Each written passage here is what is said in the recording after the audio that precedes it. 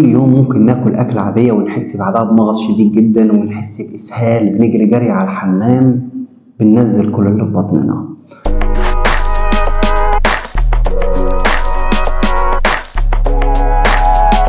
السلام عليكم، معكم دكتور محمد من صيدلية البنداري. أهلا وسهلا بحضراتكم في حلقة جديدة من برنامج صيدلية البنداري في كل بيت.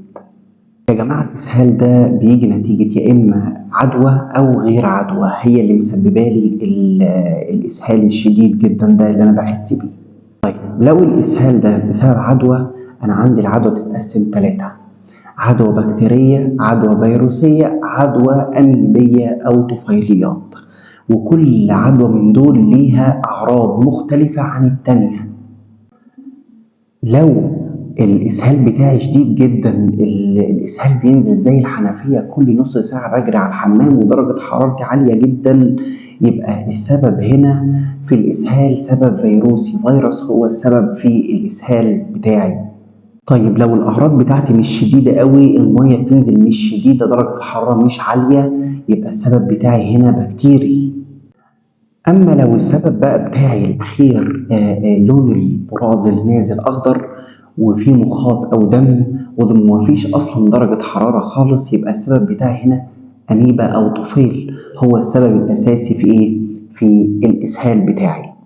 وهيبقى فيه ريحة فيها قوية جدا جدا، ريحة الإسهال بتكون كريهة جدا جدا جدا، يبقى كده السبب بتاعي هنا سبب طفيلي أو أميبي.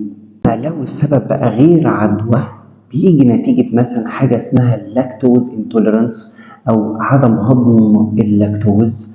ده بيجي دايما للأطفال، تلاقي كده في الألبان حاجة اسمها لاكتوز فري. ليه؟ لأن الجسم مبيبقاش فيه الإنزيمات اللي بتساعد على هضم اللاكتوز، وبالتالي دي بتبقى مشكلة كبيرة جدا بتسبب لي إسهال. وبالتالي الناس اللي ما عندهمش إنزيمات كافية تهضم اللاكتوز بتاعي تبقى مشكلة كبيرة جدا وبتسبب لي إسهال شديد. دي حاجة غير عدوى، يعني مش ملهاش علاقة بالعدوى خالص، دي على حسب الإنزيمات اللي موجودة في جسمي اللي بتهضم أي حاجة بتنزل لها. تمام؟ في عندي بعض الأدوية برضو اللي ممكن تسبب لي إسهال، زي السيدوفاج بتاع السكر بيعمل إسهال، عشان في ناس كتير بتستخدموه فين؟ بيستخدموه في إن هم يخسوا، على أساس إن هم بيروحوا كتير الحمام فبيخسوا. مفيش الكلام ده. على العموم تمام، إحنا دي برضو نقطة مهمة جدا. تاني نوع برضو المضاد الحيوي بيسبب إسهال. أدوية الحموضة برضو بتسبب إسهال، كل ده بيسبب لي إسهال. وبعض الأدوية التي تحتوي على المغنيسيوم بتسبب لي إسهال. معلومة برضو، الضغط النفسي يا جماعة ممكن يسبب إسهال. في ناس لما بتضغط نفسيا بتلاقي جريت على الحمام هوب بتفضي كل اللي في بطنها بإسهال شديد جدا. برضو نشاط الغدة الدرقية لما بتشتغل، لما بيكون شغلها عالي بتسبب إسهال شديد جدا عند الشخص ده. فبتلاقي أي ناس عندها غدة درقية نشاط أو فرط في الغدة الدرقية نشاط عالي بيسبب لي إسهال شديد. النقيض على طول، لو في عندي خمول في الغدة الدرقية بتسبب لي إمساك. كمان الحركة الكتير والسفر بيسبب لي نوع من أنواع الإسهال الناتج عن الحركة. لما يكون في حركة كتير أو سفر، في ناس بيجيلهم إسهال شديد برضه. أعالجه إزاي يا دكتور بقى الإسهال ده؟ بصوا يا جماعة، خلينا نتفق على شوية حاجات كده في الأول. أول حاجة، أنا بفقد مية كتير من جسمي، يبقى بالتالي لازم أشرب مية كتير جدا جدا جدا. لو احنا لاحظنا في كل الفيديوهات هتلاقيني بقول لك اشرب ميه كتير جدا جدا جدا. فعلا وجعلنا من الماء كل شيء حي. فحقيقه حقيقه حقيقه الميه مهمه جدا جدا لو انت عايز تخف من اي حاجه.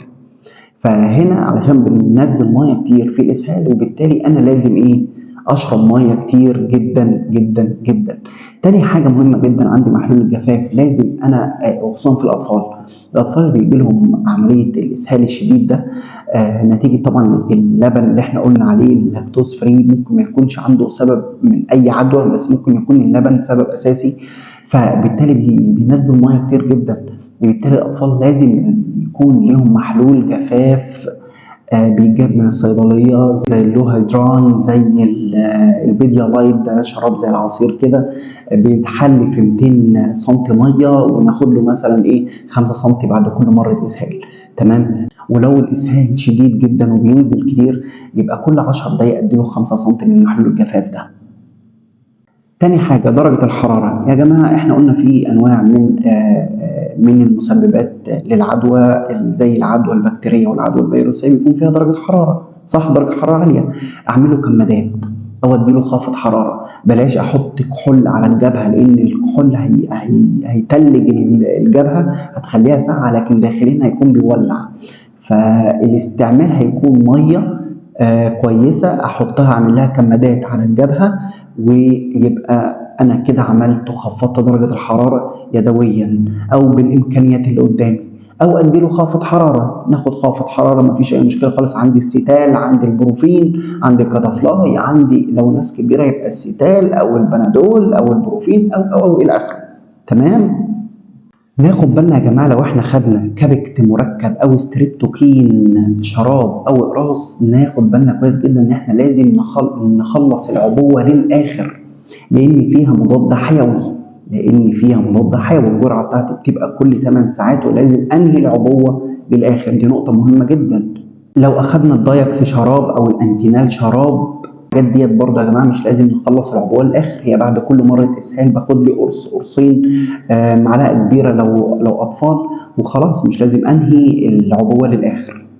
في حاله الاميبا او الطفيله هناخد فلاجيل شراب او اقراص او امريزول شراب او اقراص، قرص 3 مرات لمده 10 ايام.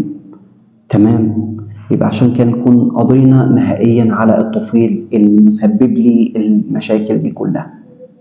أما في حالة الإسهال الناتج عن السفر ده مهم جدا برضه يا جماعة، بناخد حاجة اسمها أنتي موتيليتي دراج زي الإيموديوم إقراص أو اللوموتيل إقراص. 2 قرص يا باشا مع بعض في أول جرعة وبعد كده قرص واحد بعد كل مرة إسهال. بس كده. يا ريت تكونوا استفدتوا من الحلقة البسيطة جدا ديت، بحاول أصور لكم من أي مكان والله، فأتمنى إن أنا أكون فدت حضراتكم. ولو في حد عنده أي كومنت يا ريت يخش يبلغني. وكان معكم دكتور محمد، استنونا في حلقة قادمة إن شاء الله. السلام عليكم ورحمة الله وبركاته.